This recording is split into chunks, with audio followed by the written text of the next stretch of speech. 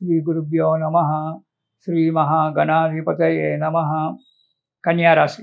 ఈ రాశి వారికి అంటే కన్యారాశి వారికి ఈ నెలలో అంటే నవంబర్ నెలలో అన్ని రంగాలలో శుభంగా మంచుకుంటుంది. అనాయాసంగా ఎక్కువ శ్రమ పడకుండానే పనులు నెరవేరడానికి ఆస్కారం ఉంది. మంచి ధనాదాయం ఉంటుంది. ఉద్యోగంలో లాభాలు బాగా ఉంటాయి, మంచిగా ఉంటుంది. ప్రమోషన్ రావచ్చు, జీతం పెరగవచ్చు, మంచి అనుకున్నటువంటి ఒక చోటికి ట్రాన్స్ఫర్ కావచ్చు, ఇలాంటివి ఉంటాయి. విదేశ ప్రయాణీయులకు చాలా అనుకూలమైనటువంటి ఒక సమయం ఈ కన్యారాశి వారికి. నూతన కార్యక్రమాలు చేయడం అనేటువంటి జరుగుతూ ఉంటుంది. పెట్టుబడులు పెట్టడం, షేర్ మార్కెట్లో కానీ ఇతరత్రా కానీ పెట్టుబడులు పెట్టడం అనేటువంటి జరుగుతుంది. బంగారం కానీ వాహనం కానీ కొనేటువంటి ఒక ఆలోచనలో ఉన్నారు. కొనడానికి అడుగు ముందుకేయడం చాలా మంచిదే ఈ నెలలో కన్యారాశి వారికి. మీ ఆలోచనలు రూపుదిద్దుకోవడానికి కూడా మంచిగా ఉంది. ఎన్నో ఆలోచనలు మీ మనస్సులో ముసురుతూ ఉంటాయి. ఆలోచనలో అమల్లో పెట్టడము ఈ నెల మీకు అనుకూలమైనటువంటి ఒక వాతావరణాన్ని కలిగిస్తూ ఉంటుంది. కానీ కోపము విసుగు పెరిగిపోతుంది. అందుకే కోపాన్ని సాధ్యమైనంత వరకు అణుచుకుంటూ ఉండాలి. ఎందుకంటే అన్నీ మనకు అనర్థాలు రావడానికి కోపమే కారణము. అందుకే గీతలో భగవంతుడు చెప్తారు, క్రోధాద్భవతి సన్మోహ. క్రోధం వల్ల ఎన్నో కష్టాలు ఏర్పడతాయి. కాబట్టి ఆ కోపాన్ని సాధ్యమైనంత వరకు అణుచుకుంటూ పోవడం చాలా మంచిది.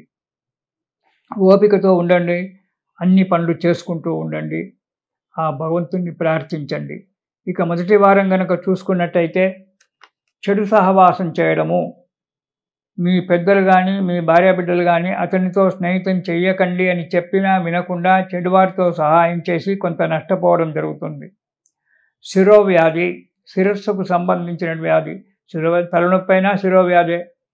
అధికంగా ఆలోచించడము లేదా అధికంగా ప్రయాణాలు చేయడం వల్ల శిరోవ్యాధి రావడం అనేటువంటిది జరుగుతుంది. వృత్తి వ్యాపారాలలో కొద్దిగా నష్టం రావడానికి కూడా ఆస్కారం ఉంది. కాబట్టి ఆ వృత్తి వ్యాపారాలలో కొద్దిగా జాగ్రత్తగా ఉండండి. రెండవ వారంలో కన్యారాశి వారికి సంఘంలో మంచి పలుకుబడి రావడం, విలువ పెరగడము అనేటువంటిది ఉంది. అన్ని రంగాలలో జయం కలగడానికి కూడా ఆస్కారం ఉంది. సుఖజీవనం గడుస్తూ ఉంది. కొత్త వారితో అది కూడా పెద్దవారితో అంటే రాజకీయ నాయకులతో కావచ్చు, పెద్ద పెద్ద ఆఫీసర్లు, అడ్వకేట్లు, ఇలాంటి వాళ్ళతో పెద్ద వారితో పరిచయాలు ఏర్పడి వారి సలహాల వలన కొన్ని పనులు దిగ్విజయంగా నెరవేర్చుకోవడం జరుగుతుంది రెండవ వారంలో. ఇక మూడవ వారంలో యత్న కార్యసిద్ధి, అనుకున్నటువంటి ఒక కార్యక్రమం శీఘ్రంగా నెరవేరడము, స్థిరాస్తులు కానీ చరాస్తులు కానీ కొనుక్కోవడము జరుగుతుంది. బంధుమిత్రులతో కలిసి తీర్థయాత్రలు సేవించడము, ఉల్లాసంగా ఉండడము, అందరితో కలిసిమెలిసి ఉండడము జరుగుతూ ఉంది. దీనివల్ల కొంత డబ్బు ఖర్చు కావడం కూడా జరగనుంది. ప్రయాణాలు చేసినప్పుడు డబ్బు ఖర్చు లేకుండా ఎలా ప్రయాణం చేస్తాం? కాబట్టి దానివల్ల కొంత ధనము ఖర్చు కావడానికి ఆస్కారం ఉంది. జాగ్రత్తగా ఉండడం మంచిది. ఇక నాలుగవ వారం కోర్టు కేసులు, పోలీస్ కేసులు. ఇంతకుముందు మీ జీవితంలో జరిగినటువంటి ఒక కోర్టు కేసులు కానీ పోలీస్ కేసులు కానీ ఏవైనా ఉన్నట్టయితే అవి విజయవంతంగా నెరవేరడానికి ఆస్కారం ఉంది నాలుగవ వారంలో కన్యారాశి వారికి. యత్న కార్యసిద్ధి, అనుకున్నటువంటి ఒక కార్యక్రమము శుభంగా జరగడానికి ఆస్కారం కూడా ఉంది. ధనాదాయం పెరగడానికి ఆస్కారం ఉంది. కుటుంబంలో ఉన్నటువంటి ఒక చిక్కులు అంటే సహోదరులతో కానీ సహోదరీమణులతో కానీ తల్లిదండ్రుల వల్ల కానీ భార్యాబిడ్డల మధ్యన కానీ కుటుంబ సభ్యులతో ఇద్దరికి ఉన్నటువంటి ఒక చిక్కులు కూడా తొలగిపోయి అందరూ ప్రశాంతంగా ఉండడానికి ఈ రాశి వారికి ఈ నెలలో కన్యారాశి వారికి ఈ నెలలో చాలా మంచిగా ఉంది.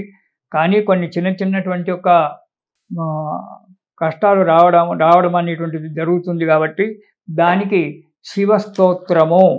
శివస్తోత్రం అనేటువంటిది కనుక చదివినట్టయితే, ప్రతిరోజు ఆ శివుణ్ణి ధ్యానం చేసినట్టయితే ఈ చిన్న కష్టాల నుంచి తప్పుకొని సంతోషంగా హాయిగా ఉంటారు. ఇది శుభం.